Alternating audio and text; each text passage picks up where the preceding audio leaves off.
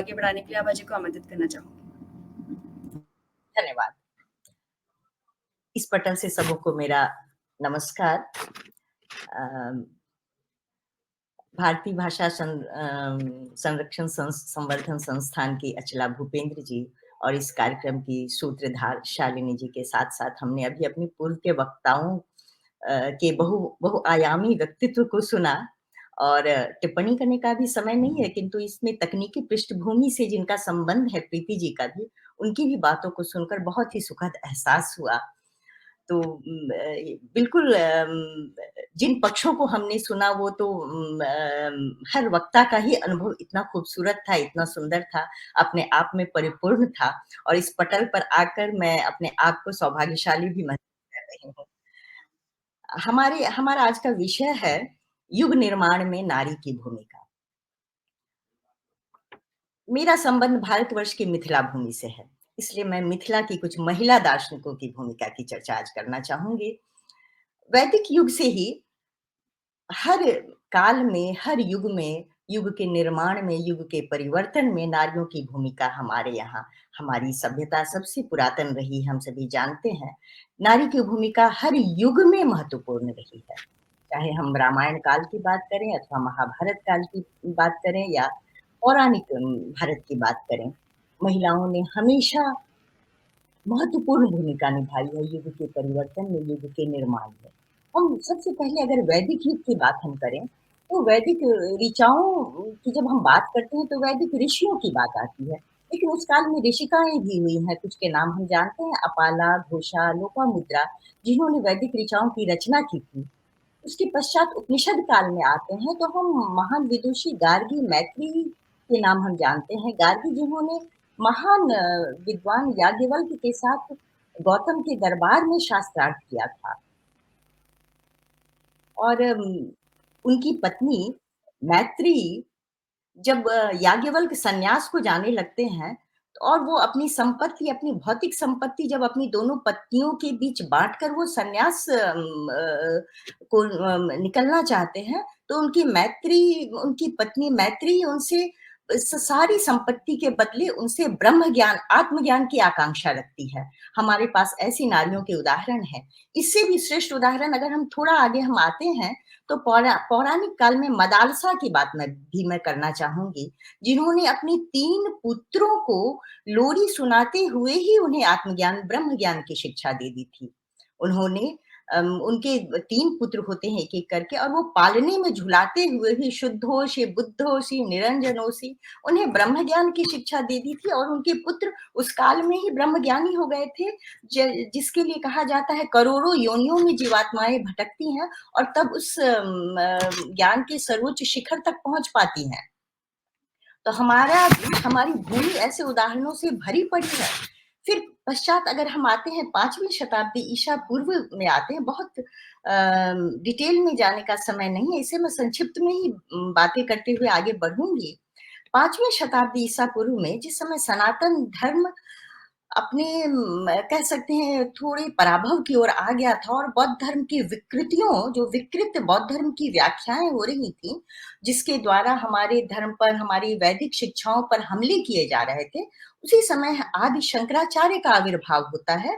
आप अवश्य जानते हैं जिसे शंकर दिग्विजय के नाम से जाना जाता है और वे संपूर्ण भारत की संपूर्ण दिशाओं में शास्त्रार्थ करते हुए सनातन धर्म की पुनर्प्रतिष्ठा को निकलते हैं। और उस यात्रा के दौरान जब वो उत्तर भारत आते हैं, तो मिथिला भूमि में प्रकांड विद्वान मंडन मिश्र के यहाँ जब वो आते हैं, तो उस आचार्य मंडन मिश्र और आदि शंकराचार्य के बीच शास्त्रार्थ होता है, तो उसके निर्णायक के रूप में आचार्य मंडन मिश्र की पत्नी होती हैं, जिनका नाम उभय भारती होता है और उनके शास्त्रार्थ के दौरान जब मंडन मिश्र पराजित होने को होते हैं, तो वहाँ पर भारती चुनौती देती है, उनकी अर्धांगिनी के रूप में उन्हें चुनौती देते हुए स्वयं शास्त्रार्थ को प्रस्तुत होती है वहाँ पर। इस तरह हम देखते हैं कि परम विदुषी के रूप में अभी हमारी पूर्व वक्ता ने अभी बात की कि इतिहास में शायद इनके नाम लिखे नहीं गए हैं, लेकिन पर्दे के पीछे से भी यदि हम कहें तो उनके नाम की अवहेलना की नहीं जा सकती है। इसी पर एक उदाहरण मैं देना चाहूँगी कि फिर आगे जब हम आते हैं 9वीं शताब्दी में आते हैं, आदि शंकराचार्य ने जो ब्रह्मसूत्र भाष्य लिखा था, जो हमारे उपनिषदों का निचोड़ ब्रह्मसूत्र में है, उस पर भाष्य आदि शंकराचार्य ने लिखा था।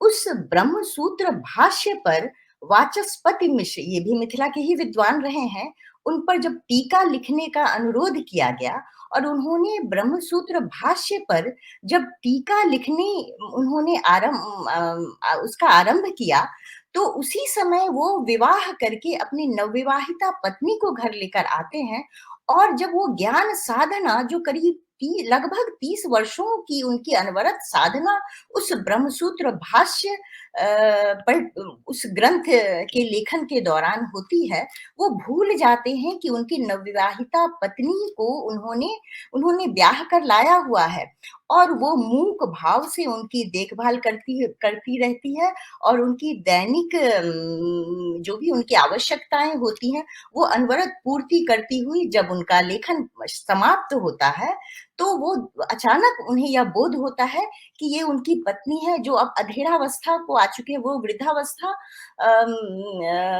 को प्राप्त कर चुकी है। तो वो पश्चाताप, अपराध बोध कहें या वो उस समय उनको जब उसके साथ उन्हें संन्यास भी लेना होता है उस ग्रंथ की समाप्ति पे, तो वो अपने ग्रंथ का नाम उसके नाम पर भामती रख देते हैं और इस तरह उस इतिहास में उस ग्रंथ के रचनाकार वाचस्पति मिश्र का नाम जितना अमर है, उतना ही उनकी पत्नी भामती का नाम भी अमर हो जाता है। संपूर्ण विश्व के इतिहास में ऐसा उदाहरण हमें नहीं मिलेगा जिसका जितना मूक समर्पण और त्याग के साथ उस महान ग्रंथकार का नाम लिया जाता है, उतना ही नाम उनकी पत्नी भामती जो उस ग्रंथ की रचना के साथ ही वो अमर हो जाती है। उनका भी नाम उसी तरह हमारे इतिहास में, दर्शन के इतिहास में, भारतवर्ष के वैदिक इतिहास में भामती का नाम भी हमेशा से उसी आदर के साथ लिया जाता रहेगा। हम और आगे मध्य भारत की बात करें, अभी हमने बात की कि जब विदेशी आक्रमणों का दौर आया, तो उस समय नारियों की स्थिति में ह्रास हुआ, वही कारण रहे होंगे कि हमारे भारतवर्ष हम अभी जो कुछ उदाहरण हम देखते हैं और हमारी पूर्व की वक्ता ने नवरात्र की चर्चा करते हुए 9 देवी दुर्गा के 9 रूपों की का जितना सुंदर उदाहरण दिया, तो हमारे यहाँ क्या रूप रहा है, क्या श्रेष्ठ उनकी स्थिति रही है, उस पर ज़्यादा बात करने की आवश्यकता ही नहीं है। हम मध्यकाल में जब आते हैं, तो 1857 में झांसी की रानी के बारे में हम सभी जानते हैं, लेकिन उससे 30 वर्ष पूर्व रानी चेन्नम्मा कर्नाटक की रानी होती है, जिनके पुत्र की और पति दोनों की मृत्यु हो जाती है और उसके बावजूद वो अंग्रेजों के समक्ष घुटने टेकने को मजबूर नहीं होती है क्योंकि उनके नियमों के अनुसार उनके घराने को अंग्रेजों ने मिलाना चाहा, लेकिन वो भरपूर लोहा लेती हैं उनके साथ और जिस तरह झांसी की रानी की तरह ही वो भी अंग्रेजों के दांत खट्टे करती हैं। ऐसे बहुत सारे उदाहरण मिलते हैं। हाड़ा रानी का उदाहरण है। हमारे इतिहास ने हमारी राजपूत राजाओं के साथ-साथ लेकिन उनकी रानियों की बातें नहीं आई हैं। थोड़ा अन्याय तो हुआ है, लेकिन उनके जितने राजपूत राजाओं की शौर्य गाथाएँ हैं, उसके साथ-साथ उनकी पत्नियों के त्याग और बलिदान के किस्से भी उतने ही महत्वपूर्ण हैं।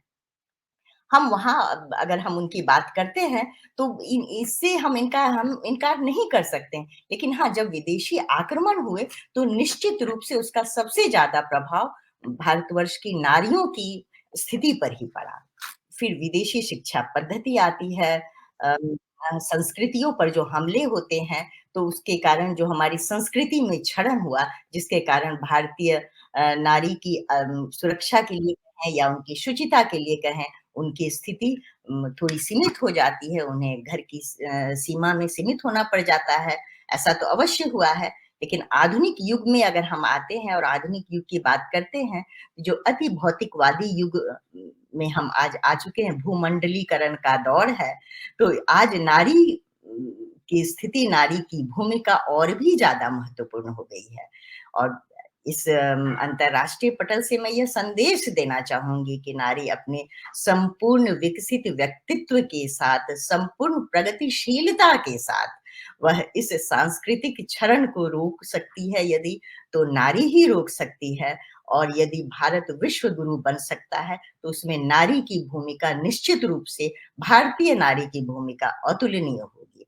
आधुनिक विश्व में जब वैश्विक शांति पर भी खतरे आ चुके हैं, हम देख सकते हैं, तो ऐसे समय में हमारे समाज, हमारे राष्ट्र और इस विश्व को श्रेष्ठ उदाहरण प्रस्तुत करने के लिए भारतवर्ष की नारी ही सबसे अधिक अपनी भूमिका अदा कर सकती है। अपनी संस्कृति को अक्षुण्ण रहते हुए और अपनी भूमिका, उसे पुरुष नहीं बनना है। आज पुरुष बनने की होड़ हो चुकी है, लेकिन उसे पुरुष नहीं बनना है, बल्कि उसे अपने संपूर्ण व्यक्तित्व के साथ अपनी अस्मिता, अपनी गरिमा को अक्षुण्ण रखते हुए उसे योगदान देना है। और तभी भारतवर्ष, हम एक श्रेष्ठ समाज, श्रेष्ठ परिवार के साथ-साथ श्रेष्ठ समाज, श्रेष्ठ राष्ट्र और एक सुंदर विश्व की रचना करने में समर्थ हो सकते हैं। धन्यवाद, आपने हमें ध्यान से सुना। समय की सीमा है, इसलिए मैं समाप्त करती हूँ।